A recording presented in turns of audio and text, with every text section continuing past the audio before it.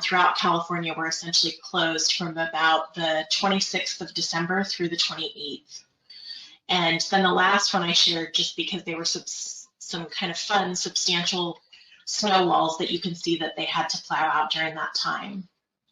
So a really great kind of December. We started off pretty good in October with some atmospheric rivers coming in, with a dry, followed by a dry November, and then this incredible record-breaking December. Next slide, please. So moving into our snow survey results, the January snow survey was actually completed on December 30th and saw 78.5 inches of snow depth and 20 inches of snow water equivalent, putting us at 202% of the statewide average. So phenomenal January numbers. Unfortunately, there was essentially zero precipitation and snowpack in the month of January. And so a lot of the headlines that we saw coming into January was, is the drought over? Is California in a better place? And a lot of the commentary was, you know, hold on, because we need to make sure that that holds up. And sadly, it did not. And so the snowpack has dropped down to about 90% of statewide average, which is still not a bad number.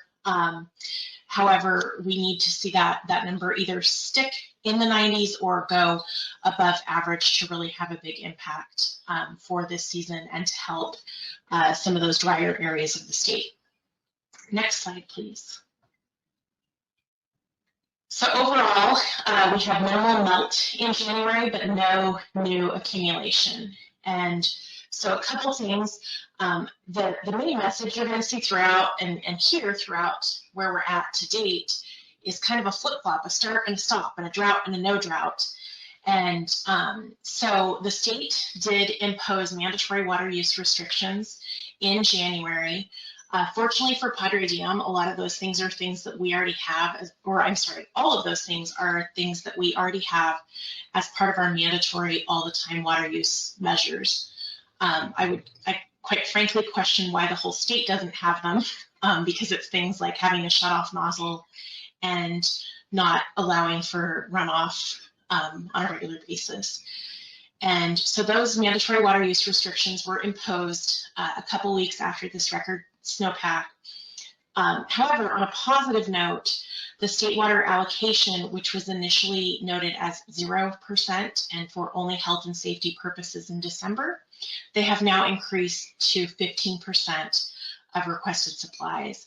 So we'll see how the rest of the year goes to see if that number increases above that 15%. Next slide, please.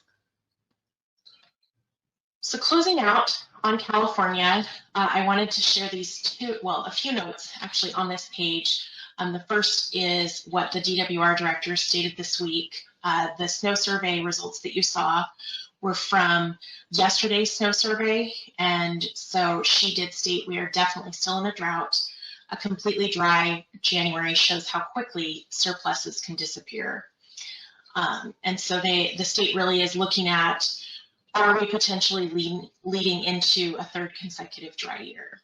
And then down below, you see the two key reservoirs for Southern California, San Luis Reservoir and Lake Oroville. I did want to note that on a positive note, Lake Oroville had to stop their power plant operations back towards the end of 2021. And they have been able to get water levels back up to a point where that is back up and operational. So although we're kind of seeing this dry, wet pattern, that is the good news, is we are seeing some progress and some steps forward on that note. And then on the right-hand side, you just see the current reservoir conditions. The red stars show where we are at 99% or above for historical average. Next slide, please. So moving into our Colorado River Basin, we are fortunate to be above average on these, although again, just like with California, we really need this number to stay above that average along the Colorado River Basin. And right now, we're looking at 111% precipitation and 105% of snow water equivalent. So that dark black line you see is trending right with the dash blue line for normal conditions at this time. Next slide, please. So a few additional notes on the Colorado River Basin. You'll see the snow water equivalent levels off to the right-hand side. They're all looking fairly good for this time of year, as to be expected for January. Not an overwhelming purple, which is much higher than average, but in a lot of cases above the 80% level. So a few other notes on the Colorado River Basin. This photo that you see is of one of the boat ramps at Lake Powell, and the Bureau of Reclamation has modified releases from Lake Powell in order to maintain water levels. Again, that doesn't have a big impact on us receiving water here in California, but it is still an important note, as it is a basin that we do receive water from.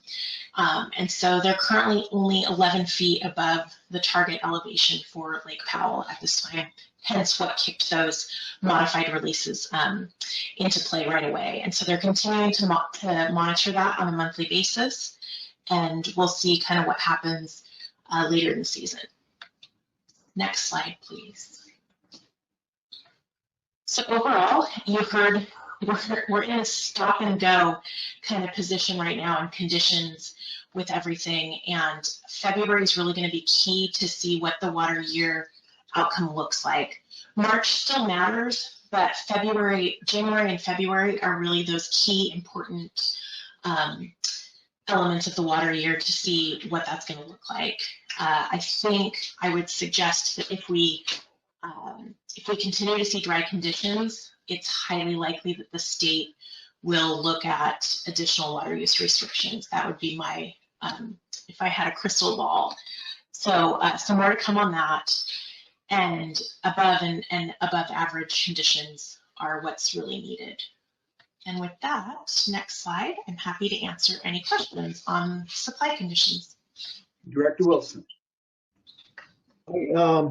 First of all, the last slide suggests that February you think is key. I remember early 90s, something called the March Miracle.